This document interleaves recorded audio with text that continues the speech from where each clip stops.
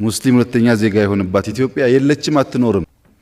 ኢትዮጵያ የሙስሊምም የክርስቲያንም ሀገር ናት። ከዚህ ቀደም የሆነ ተረት ተተርቶ ሊሆን ይችላል። አሁን ግን የሁሉም ሀገር ናት። እኔ ኢትዮጵያዊ ስለሆንኩ እኔ ሙስሊም ስለሆንኩ ይሄ ጉዳይ በሕግ ይገባኛል ብሎ መጠየቅ ይቻላል። ችግር የለውም። ከእንግዲህ በኋላ ሁለተኛ ዜጋ የሆነበት ሙስሊም ሁለተኛ ዜጋ የሆነባት ኢትዮጵያ የለችም አትኖርም።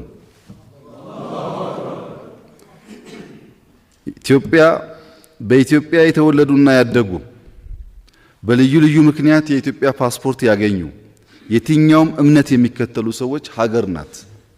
በእኩል ታገለግላለች። በእኩል ካገለገለች ትኖራለች። ካላገለገለች ኢትዮጵያ የሚለውን ስም ማስቀጠል አትችልም። ምክንያቱም እንዳላችሁት ግማሽ አካሏን ጥላ ኢትዮጵያ ልትሆን አትችልም። ትንሽ ቢስተካከል ብዬ ማሰብ በተለይ ወጣቶቹ ኢትዮጵያ የሙስሊምም የክርስቲያንም ሀገር ናት። ከዚህ ቀደም የሆነ ተረት ተተርቶ ሊሆን ይችላል። አሁን ግን የሁሉም ሀገር ናት። ካሁን በኋላ ሙስሊም እኛ ሁለተኛ ዜጋ ነን፣ እኛ እየተገፋን ነው ማለት የለበትም። ትክክል አይደለም። ይሄ ከሀገርህ ማን ነው የሚገፋ? ክቡር ጠቅላይ ሚኒስትር ከኛ ጋር ተገናኝተው እኛን ሐሳባችሁን ወደፊት አብረን የምንሰራውን ነገር ጠይቁ ብለው እዚህ ስለጋበዙን ከምናመሰግነው ነገር ከብዙ አንዱ ነው። ለኢትዮጵያ እስልምና ጉዳይ ጠቅላይ ምክር ቤት የተለያየ ነገሮች ከድርጅት ከሙአሰሳ ወደ ተቋም እንዲቀየር አድርገዋል። ወለድ አልባ ባንክ እንዲከፈት አድርገዋል። እኔ ስንቱን ቆጥሬ እችላለሁ። ለዚህ ሁሉ እኛ እናመሰግናለን።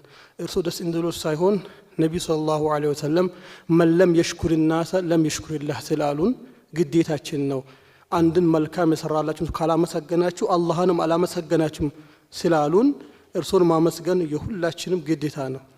እኔ ኢትዮጵያዊ ስለሆንኩ እኔ ሙስሊም ስለሆንኩ ይሄ ጉዳይ በሕግ ይገባኛል ብሎ መጠየቅ ይቻላል።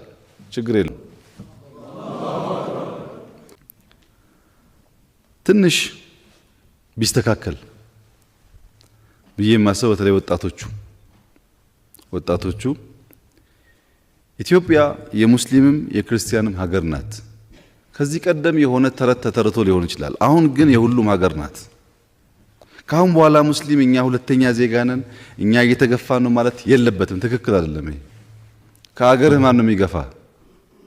ይሄ ንግግር እየተደገመ ሲሄድ እውነት ነው እየሆነ የሚሄደው። ትክክል አይደለም። ሀገራችሁ ነው፣ የሚገባችሁ መጠየቅ መብታችሁ ነው። ከሌሎች ወንድሞቻችሁ ጋር በሰላም መኖር መብታችሁ ነው። አሁንም እንደ ድሮ ግን እኛ ሁለተኛ ነን፣ እኛ የተገፋንን ለማን ነው እየነገራችሁ ያላችሁት? ይሄ ንግግር እኮ ነው የቆየ እውነት እየሆነ የሚሄደው። እንደዛ ጥሩ አይደለም። በተለይ ወጣቶቹ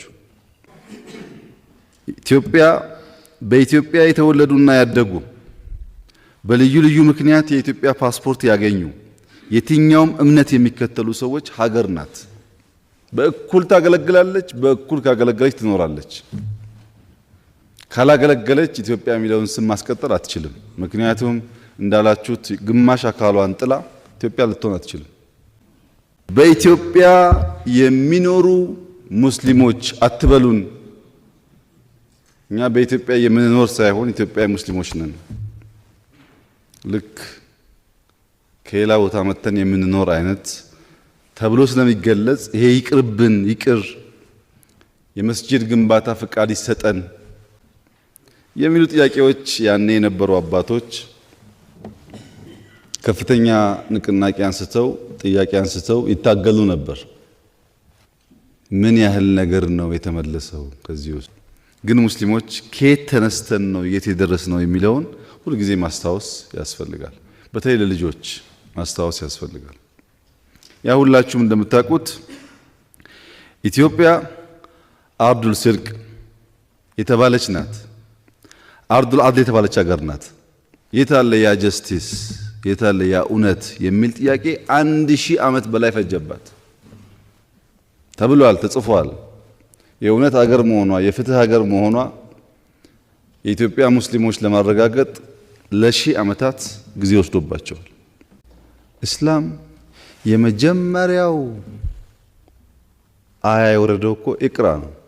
ሙስሊም እስላምና ትምህርት ምንድነው ትስስሩ? እስላም የመጀመሪያው አያ የወረደው እኮ ኢቅራ ነው። የመጀመሪያው አንብብ ነው። እኔም ፒኤችዲ ሲሰራ አንዱ ያጠናሁት በእስላምና በክርስቲያን ሪሌሽንሺፕ ላይ